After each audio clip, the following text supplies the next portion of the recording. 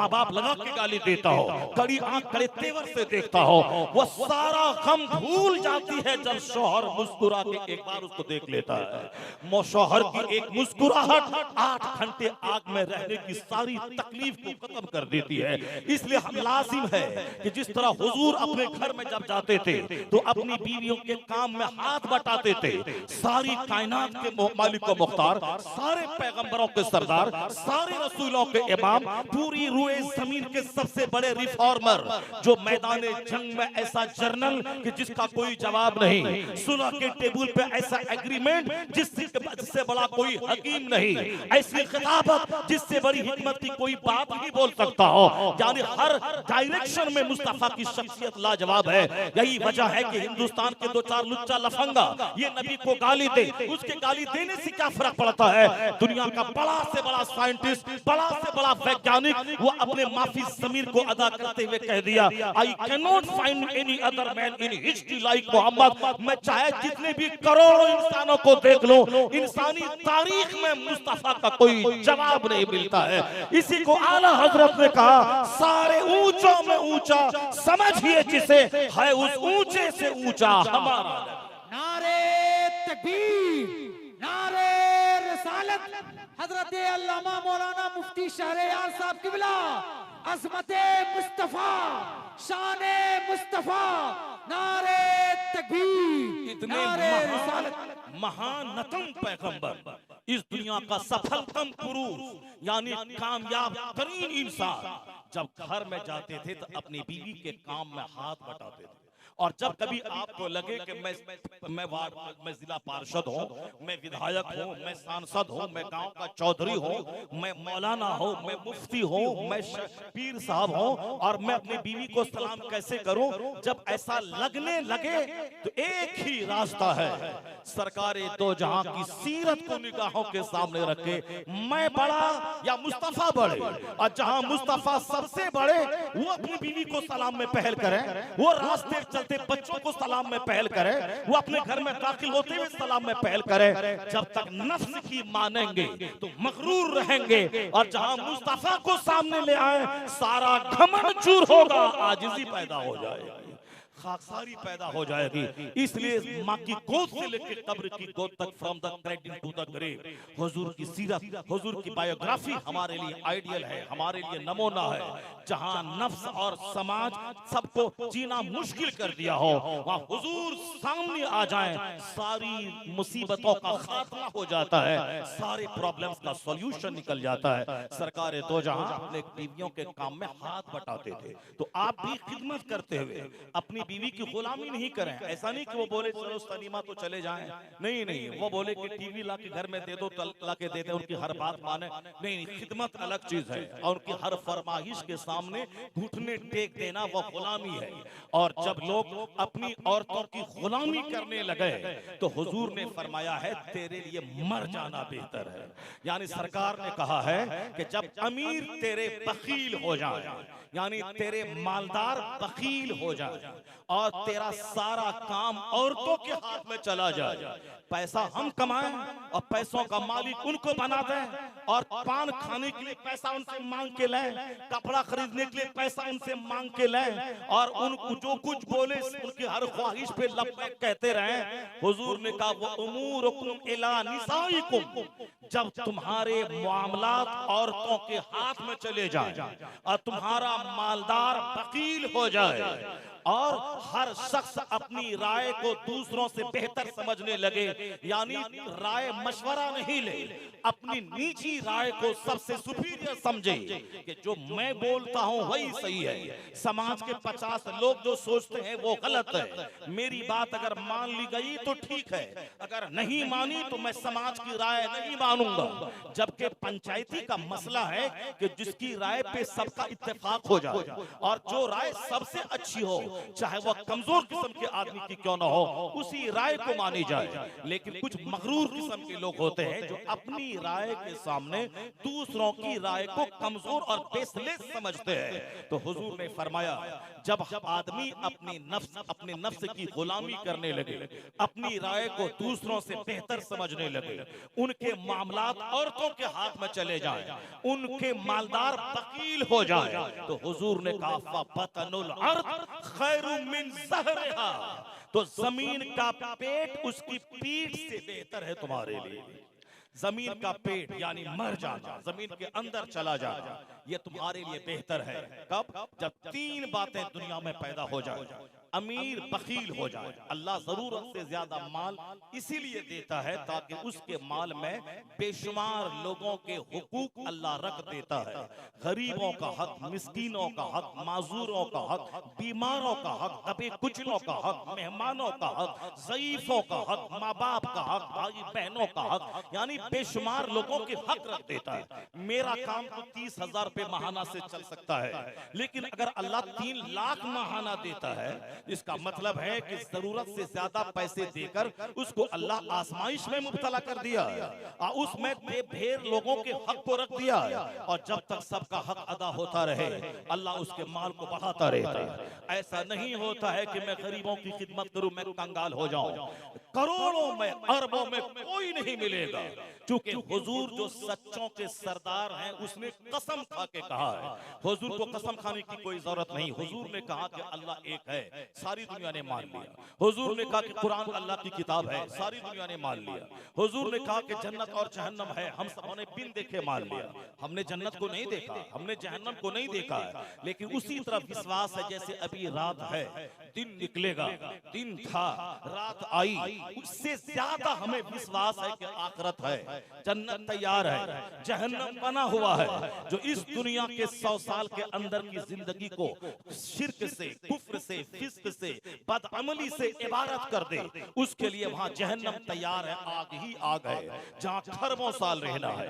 दुनिया में 70-80 साल, 1 मिनट 1 सेकंड, और जहां खरबों साल रहना है वो आग तैयार है। ऐसा नहीं कि मरने के बाद तैयार की जाएगी, नहीं, जहन्नम तैयार है। उसी तरह जन्नत भी तैयार है। जो इस दुनिया में ईमान लाए, अच्छा काम करे, 70-80 साल तो 1 मिनट है अल्लाह के नजदीक, तो इसी 1 मिनट का सही इस्तेमाल करे, इसकी कद्र करे, एक मिनट को कीमती समझे, उसको फालतू बातों में, फालतू गपशप में, फालतू काम में, ढेर दुनिया तलबी में न गुजारे। क्यों? वरना 70-80 साल मेरे लिए लगता है कि 70 साल है, अल्लाह के नजदीक 1 मिनट है वो। क्योंकि मरने के बाद की जो जिंदगी है वहां का एक दिन 50,000 साल का, उसके सामने दुनिया का 100 साल 1 मिनट है। इसको कुरान शरीफ में, हदीस पाक में, औलिया और सालिहीन के अक़वाल में इस बात पर जोर दिया गया है ताकि लोगों के दिल में दुनिया एक हकीर सी चीज हो जाए और आखिरत को बड़ी चीज समझने लगे। वह दुनिया का सारा काम आखिरत के नुक्ते नजर से सोचने लगे। अगर वो गरीब है, ये दिल बर्दाश्त ना हो, नर्वस न हो जाए, इंफीरियर ना हो जाए, ऐसा से कम तरीका शिकार ना हो जाए, बल्कि वो ये जान ले कि दुनिया पानी के बुलबुले की तरह है, आज है कल खत्म हो जाएगी। असल में दायमी ठिकाना तो जन्नत है, जहां असंख्यों साल, अरबों साल, खरबों साल, बेगिनती साल, काउंटलेस ईयर्स, जहां हमेशा सदा रहना है। असल इज्जत वहां की, असल आराम वहां का। ये बात जब दिमाग में आती है तो आदमी की सारी गरीबी उसके लिए तकलीफ दे नहीं साबित होती। सारी गरीबी में सब्र और हौसला उसको मिलने लगता है। इसलिए इस्लाम का सबसे बड़ा टॉपिक आखिरत है, इस्लाम का सबसे बड़ा टॉपिक जन्नत है, इस्लाम का सबसे बड़ा टॉपिक रोज़े जज़ा है, दारुल जज़ा है। ये दुनिया के बारे में हुजूर ने फरमाया, तुम में से कोई अपनी उंगली समंदर में डाल दे और फिर निकाल के देखे कि कितना पानी उंगली में लगा है। एक कतरा पानी मुस्तफा कहते हैं, यह दुनिया जिसको मैं बहुत बड़ी चीज समझता हूँ, घर, मकान, दुकान, बीवी, बाल, बच्चे, शादी, doctor, engineer, professor, scientist, America, Europe, Hindustan की गवर्नमेंट, अमेरिका की गवर्नमेंट, टाटा, बिरला, हवाई जहाज, ट्रेन, प्लेन, 4 व्हीलर, ये वो जो हम लोग सब कुछ समझते कुछ नहीं है। हुजूर कहते हैं एक पानी का बुलबुला है, जिस तरह समंदर में उंगली डाल दे, फल यनजुर बिमा तरजा, फिर देख के उंगली में कितना पानी लगा, एक कतरा पानी। तो कहते हैं आखिरत समंदर के मानिंद है और दुनिया एक कतरा पानी है।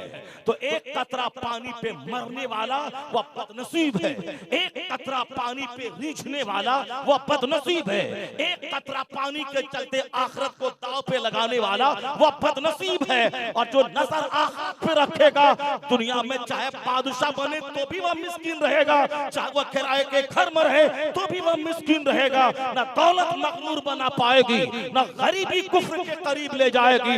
हर हाल में नजर आखिरत में रहेगी तो दुनिया इससे उधर से उधर हो जाए, ना उनका ईमान छिनेगा ना उसका अमल मिल पाएगा।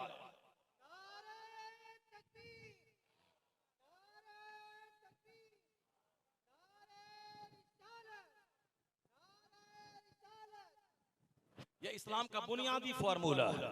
इससे हट के जब से लोग समझने लगे, जीने लगे, उसके बाद से दुनिया हमारे लिए मुश्किल हो गई। सबकी जबान पे है लाइफ इज वेरी डिफिकल्ट, जिंदगी गुजारना बहुत मुश्किल है। ये उसके लिए है जो इस दुनिया को सब कुछ समझे।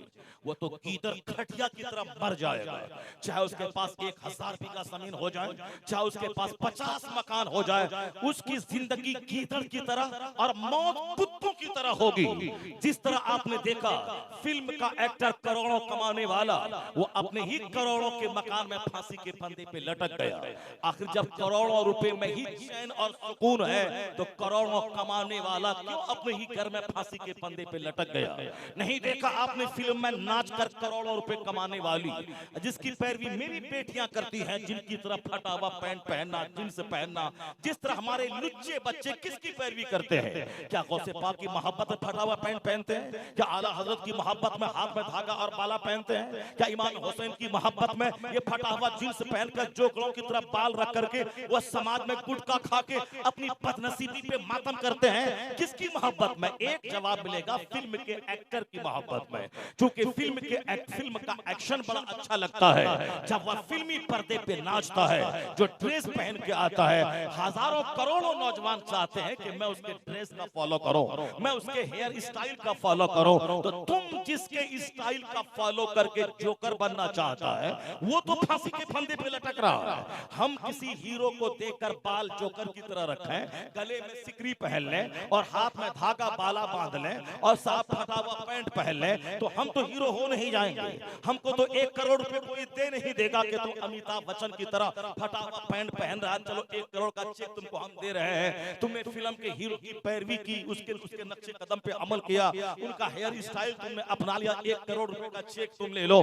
फिल्म प्रोड्यूसर, फिल्म का बनाने वाला, फिल्म मेकर, कि तुमने मेरे एक्टर की पैरवी की, उसकी स्टाइल का बाल रखा, चलो 1 करोड़ का चेक ले लो। चेक तुमको नहीं मिलेगा, बल्कि ये पान खाने के लिए दूसरों से भीख मांगेगा। अगर ये गरीब है तो मुंह में गुटखा खाने के लिए दूसरों के सामने हाथ फैलाएगा। तो जिसकी पैरवी में हमने जोकर की तरह बाल रखा, जिसकी पैरवी में हमने फटा हुआ पैंट पहना, जिनकी पैरवी में मेरी बेटी ने सर से दुपट्टा हटा के फेंक दिया, जिस नाचने वाली एक्ट्रेस की पैरवी में मेरी बेटी ने जींस और टी-शर्ट और मर्दानी जूते का इस्तेमाल करके मटक मटक के चल के नौजवानों की आंखों को खराब करने और सेकने का सामान मुहैया किया, कभी तुमने गौर किया कि जिसकी पैरवी तुम कर रही है उसकी लाश सड़ गई उसके करोड़ों के फ्लैट में?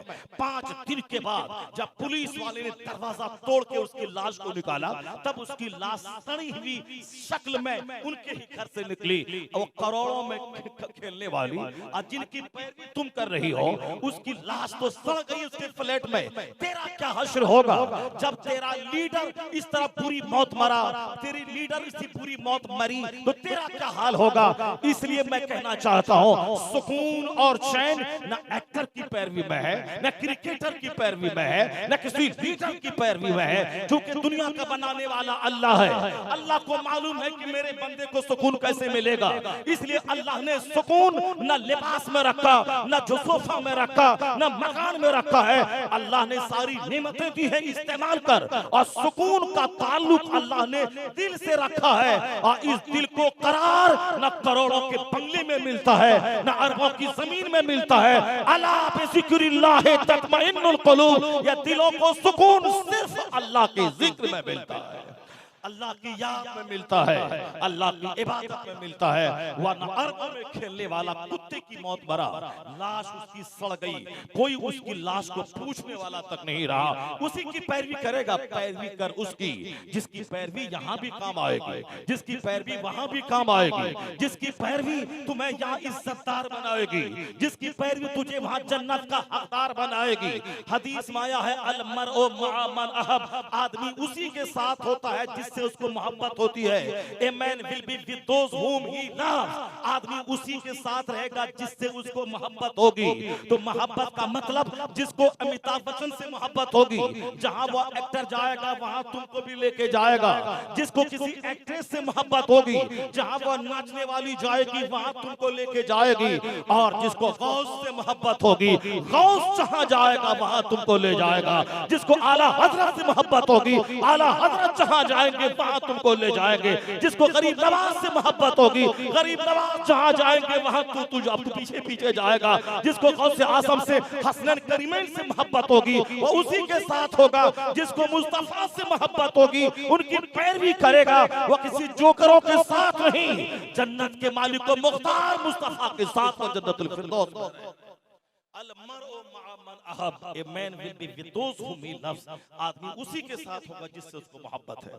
इसलिए बहैसियत मुस्लिम हमें दोस्ती करने से पहले सोचना होगा इनकी दोस्ती हमें जन्नत दिलाएगी या जहन्नम दिलाएगी।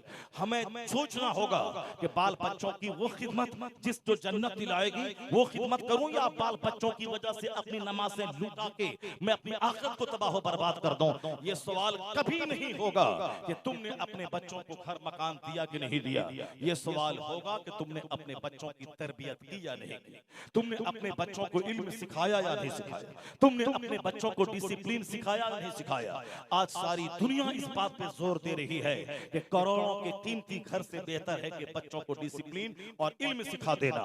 अमेरिका के जब बच्चे दौलतों के माहौल में ड्रग्स के आदी बन गए, अब वहां की गवर्नमेंट इस बात पे जोर दे रही है कि बच्चों के लिए सबसे बड़ा गिफ्ट पेरेंट्स की तरफ से क्या है।